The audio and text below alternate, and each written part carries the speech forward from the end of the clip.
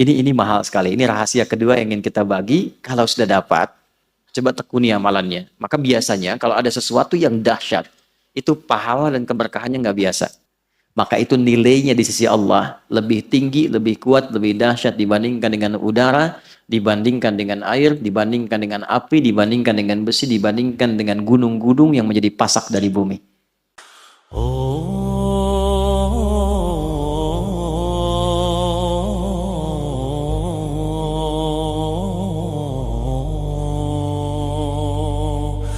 Maka malaikat bertanya pada Allah Subhanahu wa taala, "Ya Allah, apakah Engkau telah menciptakan satu yang lebih kuat, lebih kokoh dibandingkan dengan gunung-gunung? Ada enggak yang lebih kokoh dibandingkan gunung?" Nah, maka Allah menjadikan gunung itu kuat, kokoh. Lalu malaikat bertanya, "Ya Allah," sebagai adab, "Ya Allah, apakah ada makhluk yang lebih kokoh, lebih kuat dibandingkan dengan gunung?" Ya. Qala na'am, maka Allah menjawab, "Ya, al-hadid, besi." Besi dari segi kekuatannya maksudnya. Kemudian faqalatil malaikah, malaikat bertanya lagi, "Rabbana la khalaqta khalqan ashadda minal hadid?" Ya Allah, apakah Engkau pernah mencipta satu yang lebih kuat dibandingkan dengan besi? Qala na'am, ya, an-nar, api. Baik ya, api lebih kuat dibandingkan dengan apa? Besi. Teruskan, nanti ada sesuatu yang penting. Rabbana, diteruskan lagi, Rabbana hal khalaqta khalqan ashadda minan nar? Ya Allah, apakah Engkau mencipta juga yang lebih kuat dibandingkan dengan api? Qala na'am, ya, al-ma, aku ciptakan air. Makanya api kalah oleh apa? Air. Jadi kalau sedang ada tersengat panas, disiram pakai apa? Air. Kalau ada yang kepanasan, maka diteduhkan dengan apa? Air. Apa yang tercipta dari api? Setan. Termasuk jin. Kan? Maka orang-orang yang terprovokasi oleh jin, oleh setan, sehingga keluar amarah seperti api, wajahnya memerah, kata-katanya kotor seperti api, menyambar-nyambar, tangannya bereaksi seperti api, menyambar-nyambar, panas, melukai, menghantam. Ya, yang seperti, mohon maaf, dilukiskan di Quran surah ke-15 ayat 27. Wal janna khalaqnahu min naris min qablu min naris samum. Para jin kami ciptakan dari api yang menyambar-nyambar. Jadi kalau ada orang terprovokasi oleh was-was syaitan, alladzi yuwaswisu fi sudurin nas, terprovokasi sampai berubah wajahnya memerah seperti api, merah. Ya, keluar kata-kata yang kotor, menyambar-nyambar, tangan, kaki, bereaksi dan sebagainya, maka padamkan dengan air. Tenangkan dulu, posisikan. Api itu kan kalau ditundukkan, kalau kita turunkan posisinya, diturunkan, api yang besar tuh, bawahnya kemudian kita korek-korek, jadi turun kan? Ya kan? Makanya kalau berdiri, kata Nabi, duduk dulu. Kalau sedang marah dan keluar, duduk dulu. Supaya dengan posisi rendah itu lebih tenang. Jelas? Kalau enggak, rebahan dulu. Turun dulu, turun. Kalau masih terbawa, setan masih provokasi, maka padamkan dengan air. Wudu. Wudu. Sholat 2 rakaat. Supaya tenang. Karena sholat itu menyatukan semua bentuk zikir. Doa ada di situ, istighfar ada di situ, tawakal ada di situ, sehingga ketika turun sujud, lebih tenang keadaan dirinya. Lebih tenang untuk mencerna. Itu yang salah satunya kita bisa ambil dari manfaat hadis ini. Teruskan. Ya Rabbana, Rabbana hal khalaqta khalqan ashaddu minal ma? Ya Allah, ada enggak yang lebih kuat dibandingkan dengan air? Qala na'am, Allah menjawab, ya, al-hawa, udara. Ya, udara. Kemudian faqalu, malaikat bertanya lagi, Rabbana hal khalaqta khalqan ashaddu minal hawa? Ada enggak yang lebih kuat dibandingkan dengan udara? Ya. Qala na'am, ya. Nah, ini yang ingin saya katakan. Perhatikan baik-baik. Ini mahal sekali. Ini rahasia kedua yang ingin kita bagi. Kalau sudah dapat, coba tekuni amalannya. Maka biasanya kalau ada sesuatu yang dahsyat, itu pahala dan keberkahannya nggak biasa. Ya. Naam, ya, Ibnu Adam, jika ada anak cucu Adam, yatasaddaqu biyaminihi fayakhfa dzalika an syamalihi. Jika ada anak cucu Adam yang bersedekah dengan tangan kanannya dan tangan kirinya tidak mengetahuinya, maka itu nilainya di sisi Allah lebih tinggi, lebih kuat, lebih dahsyat dibandingkan dengan udara, dibandingkan dengan air, dibandingkan dengan api, dibandingkan dengan besi, dibandingkan dengan gunung-gunung yang menjadi pasak dari bumi. Saking tingginya nilai sedekah itu. Ya, tangan kanannya bersedekah, tangan kirinya tidak tahu bahwa dia bersedekah. Nah, yang dimaksud tangan kanan memberi, tangan kiri itu tidak melihat, maksudnya menghindari riya. Menghindari apa? Riya. Ya. Memberi tidak harus banyak orang tahu. Nyumbang tiba-tiba udah jadi hamba Allah gitu kan. Nah, itu lebih baik. Memberi terbuka pun nggak apa-apa. Siapa yang mau bersedekah untuk masjid saya 100 juta, boleh-boleh saja, asal bisa mengendalikan perasaan dirinya.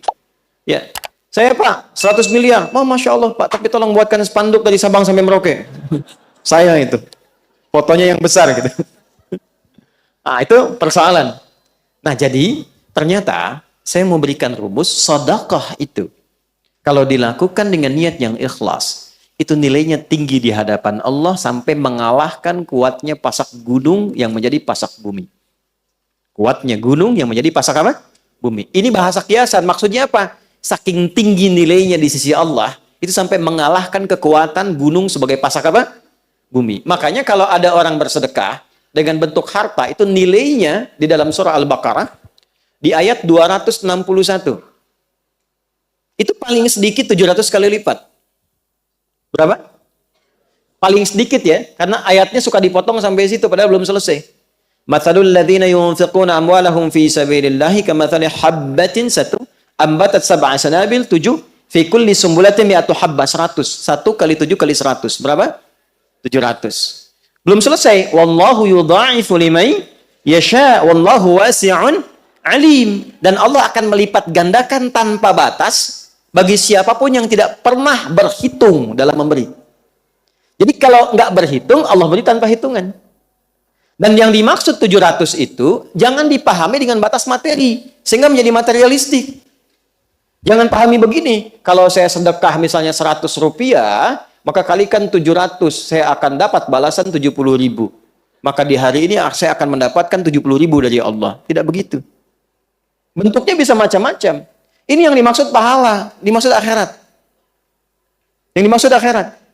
Anda ngaji Quran, satu hurufnya berapa? 10.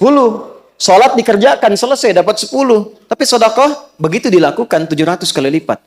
Jarak satu keduanya 500 tahun. Dua ketiga 500 tahun. Tiga keempat 500 tahun. Itu tinggi. Kalau sholat, yang tidak punya harta pun sholat. Ngaji, siapapun bisa ngaji. Tapi bisa mengeluarkan apa yang dimiliki dari titipan harta, itu nggak mudah. Karena itu begitu keluar dan dilakukan karena Allah, apresiasinya tinggi. Kalau urusan dunia, balik dengan urusan dunianya, itu berkahnya saja. Bentuknya tidak harus dalam bentuk uang. Bisa jadi Anda dapat proyek nilainya ya 700 kali lipat. Bisa jadi Anda tidak sakit, terjaga dari sakit yang nilainya demikian. Bisa jadi. Tapi yang dimaksud di sini pahalanya. Jelas? Nah, jadi ketika berbicara tentang gunung, dalam hadis ditambahkan di tafsir ini, tafsirnya Ruhul Ma'ani, karya Syekh Al-Alusi. Ruhul Ma'ani, ya. Jadi ditambahkan di hadis ini saking pentingnya pasak gunung itu untuk menyentuh akal kita. Gunung sebagai pasak bumi. Kalau engkau sudah sadar. Sekarang maaf, sudah dibuktikan secara ilmiah, benar kebenarannya, para ilmuwan sudah berbicara, dan ternyata Quran jauh-jauh hari sudah menyatakan. Lalu alasan apa lagi yang Anda jadikan untuk menyoal Quran?